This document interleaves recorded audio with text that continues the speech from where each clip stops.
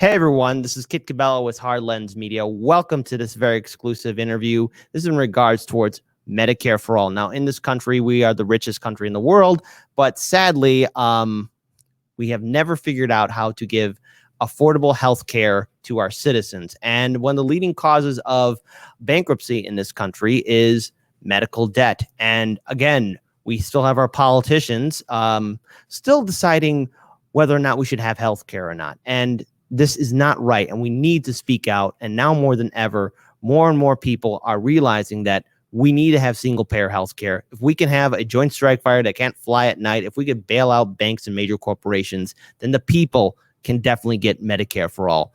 Joining me here are organizers for the Chicago branch for March for Medicare for All. We actually did a coverage on that event that's going to be happening on July 24th. For our viewers and subscribers, can both of you please introduce yourself and tell us a little bit about yourselves and why this organization is important? Sure. Go ahead, Joy. Can I go? Okay. Hi, I'm Joy with M4MALL Chicago. I'm born and raised Chicago. And what we're planning so far is to start from Maggie Daly Park right across from the Blue Cross Blue Shield Illinois building and marching over down to the Federal Plaza where we'll have the rally and the speakers. And it'll be from 11 a.m. to 2 p.m. And we're still trying to figure out who is going to speak. I did just reach out to Jamal Green, and so he said he was interested. So I'm crossing my fingers on that one. We're definitely going to have someone who's a disabilities advocate because we have Access Living on board, and they're going to help secure an ASL interpreter. We have Illinois Single Payer Coalition, Illinois Nurses Association, PNHP Illinois, Illinois Green Party. We have Illinois People's Party. Also, we just yesterday, I got Stop Chicago, which I'm excited about. And we might be getting One North Side. We have 25th Ward IPO, 40th United. I'm trying to get 33rd and 48th, but it's quite a bit of trying to, get in touch with people and have them follow back. And we might be getting Sunrise Movement Chicago. I'm trying to rack them up. I finally got a contact with CTU, so I'm hoping I can get CTU. So I'm just really working myself to death trying to get things going. All right. Well, I'm very glad that there's a lot of organizations that are either participating or that are going to be considering to join this event. And then as for you, can you please introduce yourself and tell us a little bit about yourself? Sure. My name is Nimish Patel. And basically, this is all about keeping the flame for Medicare for All alive. Mm-hmm. I mean, if you have noticed, or most people haven't noticed, funny thing, a lot of politicians, even people who claim to be progressives, they talk about Medicare for All during the election year, especially when it comes to presidential election years. They talk about healthcare in generalities, and then it goes away mysteriously. So the point of this march is we don't care if you're a Democrat, Republican, independent, libertarian, whatever. If you believe healthcare is a human right, and if you believe in single payer healthcare, Medicare for All, then come on down for the rally. If you're not completely sold on it, that's fine. Come on out. If you're skeptical, more power to you. Come on out. The fact is, majority of Democrats, almost 82 to 88% support Medicare for All. Republicans are like over 50%, 52, 54% support Medicare for All. Majority of independents support Medicare for All. And the political parties have dangled this carrot in front of the eyes of the American people, and they dangle the carrot, but then they won't do anything else beyond it. So it's going to take a bottom-up movement to have Medicare for All. We're going after very, very powerful, institutionally powerful organizations, corporations, health insurance companies. They're not just going to give it up. And we're going to have to do it from the bottom up. That's understandable, but when it comes down to Medicare for all, and really right now, how the conversation is right now being focused on the infrastructure bill, there seems to be a lot of issues that are superseding Medicare for all. Nimesh, we'll start off with you. Why would the passing of what does Medicare for all mean for you? Why does it stand out as an important issue that we need to keep on talking about? Sure. It means health security, and it means freedom not to worry at night. I mean, I'm 47. Thank God so far I've had pretty healthy, but now I see, been diagnosed with gout. It's not as serious as some other people's healthcare conditions, but I kind of worry. Gee, what happens if I lose my job? I mean, so Medicare for all means healthcare freedom not to worry. And other countries have figured this out, and it's time we do also. And I need not remind people that half of our healthcare industry is already single payer. Medicare, veterans, and the CHIP program. Agreed. Now, Joy, what does Medicare for all mean for you? Why is this an important issue that you're fighting for? Well, I have my own health problems. When I was like 35, I'm 42 now, I was diagnosed with this rare autoimmune neuromuscular disease called polymyositis. And one of the effects of polymyositis can be it affects your lungs. And so then I have gotten mild interstitial lung disease. So this requires a love-hate relationship with prednisone and a couple of different expensive immunosuppressants. I had lost my job a couple of years ago, and I could not afford the freaking Cobra. And when you're on unemployment, they have this weird math where they think, well, if you're on unemployment, you can't qualify for Medicaid. So there I was, couldn't afford Cobra, and I couldn't afford the freaking expensive immunosuppressants. And so my polymyositis flared up, and I got worse and worse. And finally, my unemployment ran out, and then I finally got Medicaid. And so you have to be broke to get freaking Medicaid. And fortunately, my doctor, University of Chicago Hospitals, he agreed to see me because he's a specialist. So a lot of specialists don't even accept Medicaid, but thank God he did. So I've been on the road to getting better. And with the mild interstitial lung disease, I'm high risk for the COVID. So even if I wanted to go out there, he basically told me, don't go anywhere. So, and I have to do the mask. I have to, all that. And so I did recently get vaccinated, but it's just been terrible with being high risk and, with my immune system compromised. And if I had Medicare for all, I wouldn't have to worry about losing the job and Cobra and all these other things. It's just been crazy. Thank you, both of you, for at least sharing why this is important. Now, when it comes down to this March, July 24th has been a date where this is going to be a nationwide event. And so far, I think for a lot of our viewers, they might not know that maybe their own city or where they live is on board with the map. So right now, Chicago's on the map. But Joy, I've seen you share this on social media. What are some of the other cities that are right now hosting their own March for Medicare for All that's going to be on July 24th? How many other cities are organizing something like this? Ooh, I don't have it memorized, but I can tell you off of the top of my head that I know New York is, LA. Well, California has 4. So they have Irvine, San Diego, San Francisco, and Los Angeles. There's going to be one in DC. There's one in Detroit, Atlanta, Denver, Seattle. I know there's one in Seattle. I can't remember if it's Portland. I think there's one in Albuquerque. And then I start running out.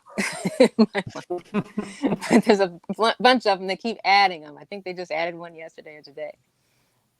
All right. Thank you. Thank you very much. So when it comes down to organizing for the Chicago branch, especially when you're reaching out to numerous other activist groups and community organizers, and also trying to get speakers for this event, has there been any kind of outreach towards standing politicians, such as, for example, Marie Newman, who ran on Medicare for all. Has there been has any kind of sitting Illinois state politician or federal politician have decided to speak out or join with this march? Will any one of them be attending this? Because this is something that a lot of progressives, especially those that are currently in the House, they ran on Medicare for all, and so far, right now, we're not seeing such a big fight from our House representatives. And I'm just curious if any Illinois state politicians or federal politicians have decided to join in for the March for Medicare for All. Nimish, I'll start with you. Well, they could be part of the rally, but they don't. This is a people-centered movement, or this particular rally is. So politicians can come, and politicians can listen. They can listen to the needs of their constituents. And politicians already do have a platform. So if they choose to speak out on their own platform, social media, by mailing people, having their own town halls, then they can do it. But this is all about us, the people. So, Joy, has there been any kind of outreach from any of these politicians here in the state of Illinois? Have they decided to voice their support? Are they going to attend the rally, or will they speak at the rally? Can you speak on anything like that? Yes. I have reached out to and gotten confirmation from, well, I definitely have gotten confirmation from a lot of the Democratic Socialist Caucus, the Chicago Democratic Socialist Caucus. I'm trying to get some from the Progressive Caucus. I've gotten Andre Vasquez, Byron Cito Lopez, Jeanette Taylor. I believe I have to check an email, but I think Vico told me that Rosanna Rodriguez is on board. I'm pretty sure Carlos Ramirez Rosa is on board, but I have to, confirm for sure. But basically all of them are like, yes, definitely, I'll be on board. Brandon, what is it? Robertson. I think it's Robinson, one of our Cook County commissioners. He's expressed interest.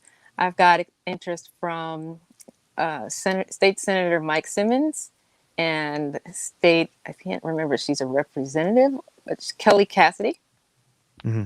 And so I'm also waiting to hear back I just sent an email to the Illinois Legislative Black Caucus and the Latino Caucus just to see if they were as a group indoors. And in terms of the caucus, also sent an email to the Latino and Black Caucus of the Chicago Aldermen. So I'm trying to get them on board. We'll see. Okay, well, that's again. At least it's good to hear that some of our city aldermen are going to be attending this event, and that they're going to be speaking and standing in solidarity with many organizers and activists. But I think what a lot of people want to know after July 24th, because again, it's still going to take some time before more and more people start attending and joining. But a lot of people are going to be asking, well, what's the aftermath after July 24th? What happens? Because pretty soon we'll be into the 2022 midterm election cycle, and a lot of people are kind of burnt out, especially after what we had to deal with in 2020. And since then, a lot of the Democrats, especially those that ran on Medicare for all, they haven't been fighting for it, and either that they're tweeting about it or they're talking about it on social media. So for your organization, how are you going to stand out? How's this group going to stand out? Because it's one thing to do a march, but what comes next? Is there going to be a push for like state level Medicare for all, like what we saw with the campaign for healthcare in New York State? What are some of the next steps? Nimish, we'll start off with you, and then Joy, you can follow up. Well, here's what we're doing. We know that this is going to be a long-term fight. They're not. Our opposition, the opponents, are not just going to give up. So we'd like to make this an annual thing, an annual cause for people to come down to. Now, of course, what happens after the rally? To me, this is like a on-the-ground grassroots movement, a protest movement. And movements start from the ground up. They start organically, and then they start small, and then that's when they turn big. You just look at something like Black Lives Matter. When it started, it was controversial. And please don't say that. Then it grew and grew and grew. That's the point of this. then afterwards, it's going to keep growing, and then it's going to create the momentum where when people hear the words Medicare for all or single payer health insurance, they know what we're talking about. They know what that means. And I also I know a lot of people listen to your show. I just want to add this. It's if you live somewhere, if you live in Rockford, Kenosha, Minneapolis, go ahead, start your own march on July 24th. That's the point of this. The point of this is to have it across the country and then for it to grow. For then you'll have a group of people, if you're in Rochester, Minnesota, then you could say, you know what? Next year, we're going to double. And the year after, triple or God knows how much. So that's what we're doing here. Joy, in regards to this movement, what comes next after July 24th? We were just talking about putting together a list of demands. And with I think it was the marketing meeting, because we have meetings almost every day. So one of them, to my recollection, is requesting an executive order of Biden having to do with 1881A, which I myself haven't looked into, but it sounded good to me. We're also talking about putting out messaging that makes people aware of the medical industrial complex and big pharma and who's taking the money and how they're compromised and how they're, with the ads and the ads and everything. Also, we are planning on doing messaging in terms of how we pay for it, because we're always asked how you pay for it. So we're going to say, well, we have the money, we have the money to do everything else that we don't like. Most of us don't like, with the defense spending and so forth. So we have the money. It's just a matter of them, being compromised, because we have this profit system that doesn't put patients first. That's a big problem. And there's another one we were thinking of doing, which has to do like an ice cream targeting Nancy Pelosi, because she had done that interview and she had that expensive refrigerators behind her and freezers with the ice cream. So we were just also talking about Nancy Pelosi in her infamous refrigerator with all the ice cream, but yet we don't have health care for our citizens. So, Exactly. And we're also DuPage Greene County had put together this petition that was borrowed from the Medicare for All resolutions website. And so we're asking people to fill that out, and it'll go to our reps, and it'll also go to our Governor Pritzker and our state legislature to see if we can, on the state base, get people, active, because it pisses me the F off that neither one of our federal, U.S. senators support Medicare for All. And so while, of course, it is frustrating that we have Congress people in the House that aren't acting the way we would like them to, but it just really pisses me off that neither one of them pretend to support Medicare for All, and they still get reelected. So they don't even have to pretend. They just are like, nope, we don't support Medicare for All. And we ran a freaking pandemic. And so that's pissed me off more personally, that they don't even have to pretend. They just, nope, they don't support it. Just makes me mad. Okay. So then for our viewers, if they want to learn more about March for Medicare for All, where can they go to find it online and on social media? Online, they can go to M4, and the 4 is number 4, so it's M4all.org. We have a link tree. I think it's linktree.ee, the slash thing, Medicare, March for Medicare for All.org, I think. But you can find it definitely on the Twitter. It's M4All. And I started the Chicago Twitter, which is M4All C, but it's lowercase. It's just the M is capitalized and the C on the end is capitalized. And we have a Facebook group called March for Medicare for All, and you can join there. And we have a Slack, courtesy of By the People. And if you want to get access to that, because that's where we're communicating on a national level, but a lot of the local stuff for Chicago, we're using the Illinois Green Party's base camp. Right.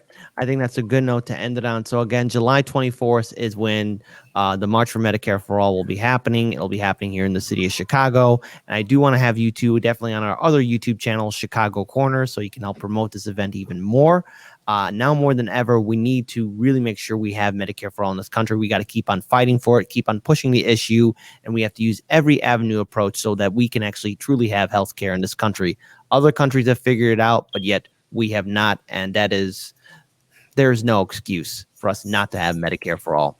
With that being said, I want to thank both my guests for joining me here on Hard Lens Media. My name is Kit Cabello. Let's have March for Medicare for All. July 24th is when it's happening. Right. Check your local areas. It's online and it's online and available on social media as well, so you can follow it. Let's all do what we can to build a better future. Peace and take care. Thank you.